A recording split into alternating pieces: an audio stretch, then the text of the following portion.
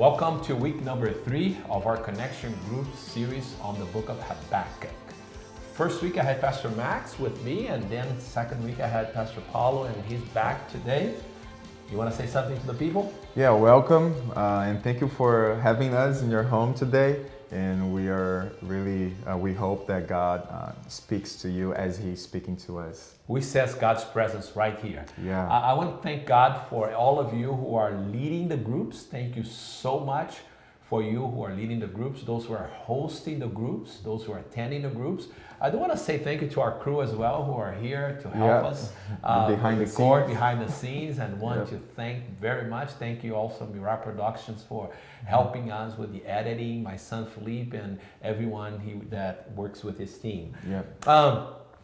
We're looking at this book, and we saw 3 chapters, 1 week each chapter. Next week we're going to meet at the church, by the way. Yeah, it's good, very important to remember that on Wednesdays are the English connection group, and on Fridays are the Portuguese. So make sure you'll be there on Wednesday, right? 7:30. Yeah, you sharp. can bring questions, right? You can be ready. Yes, for of course.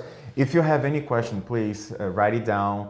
Ask to your leader to write those questions and bring on Wednesday. It's going to be great to answering all of those questions that we have. Looking forward to seeing all of you.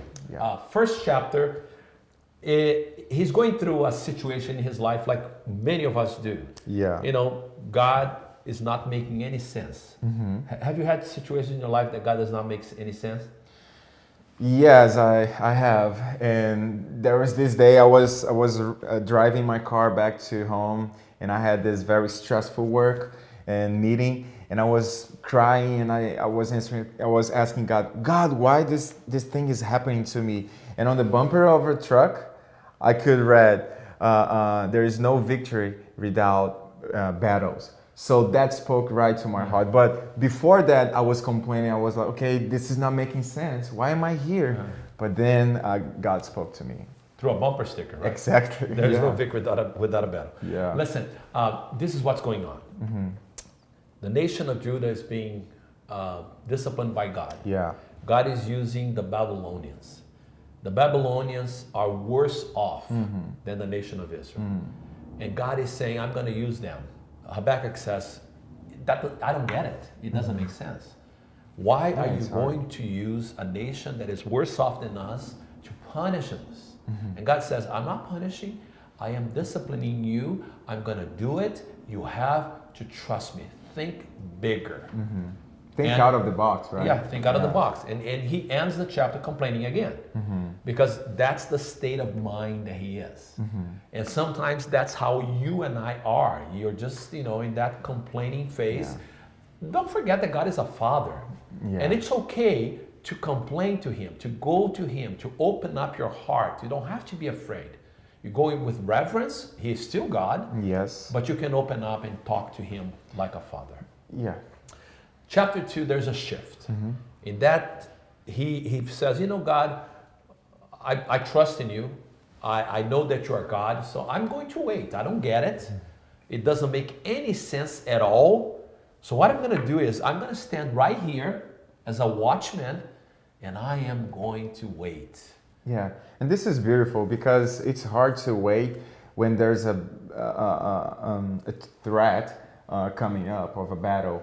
But he decided, he chose, okay, I'm gonna wait, and I'll be stand and wait for you. So in other words, he say, okay, I will decide to trust in you. Yeah, and then God answers, says, I'm gonna do it. Though it lingers, it's gonna happen. But God says, the righteous one will live by faith. Yeah. So the whole theme of chapter 2 is you have to trust God even though he may be taking long to answer your prayers. Now we come to chapter 3, and chapter 3 is really the climax of the whole book of Habakkuk. We can trust God who is in control even in the worst of the circumstances. We can trust God who is in control even in the worst of the circumstances. Now, how do we do that? Now, this is what the prophet does. Chapter 2, very interesting, verse 2. He says, Lord, I have heard of your fame. I stand in awe of your deeds. Lord, repeat them in our day, in our time, make them known in wrath. Remember mercy. You see what the prophet is doing? He's saying, I know that God has done great things in the past. I remember. I'm going to look at the past, and I'm going to remember every situation that God was there for me. Every situation that God came through. And I'm going to use these situations to strengthen my faith. Yeah. And I'm going to say, God, you did it in the past. You can do it again. And you know, when you do this, it's like, picture this, your faith is like a muscle. And you have to stretch it sometimes. And sometimes it hurts. But when you look into the back and when you look for the things that God has been doing in your life, what are you doing? You're strengthening your faith, right? Yeah, and it's interesting that it's sometimes the Bible tells us not to look back because some people, they just look back because they want... And they get stuck in They the get back. stuck in the back, Yeah. yes, exactly, in the past. But looking back for inspiration is different. Looking back to strengthen your faith is totally different. Yeah. You know, if you're sick in your body and you remember that God healed you before, Exactly. if you are going through a financial situation, you remember that God came through for you and gave you the money that you needed before.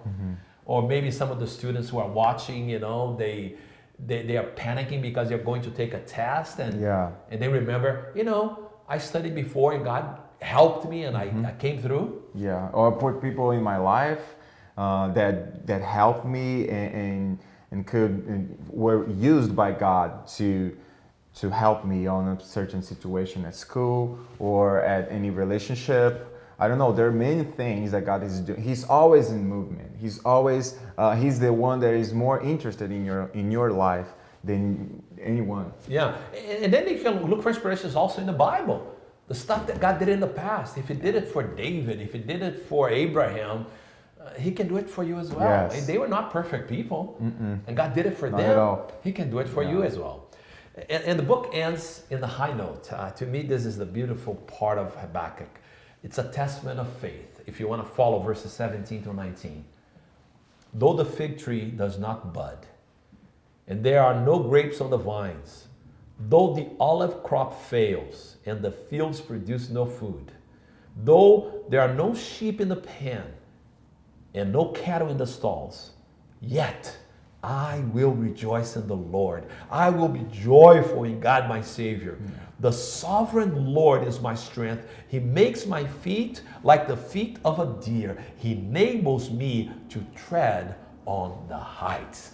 He says, you know, even though nothing makes sense, even though things are going bad, I'm going to trust in God. Yeah, and I want to encourage you to take this verse and make it personal. You know, as you read through, speak out loud and make this your personal prayer that you're trusting in God and you're saying, okay, even though there are no grapes on the vines, though the olive crop fails, even though whatever situation I'm facing right now, I will trust in you, God. And as you're speaking these words, you will be strengthened by these words.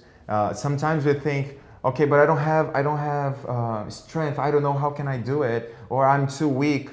Open your mouth and declare these words over your life, and I know that great things are going to come to your good. And that's the difference for those who trust God and those who don't. Christians and non-Christians. Yeah. When things get tough, and being a Christian with everything, it's easy. Yeah. And when everything is going smoothly, that's easy. But you know, when things get tough and you say, God, I'm going to trust you in spite of the circumstances.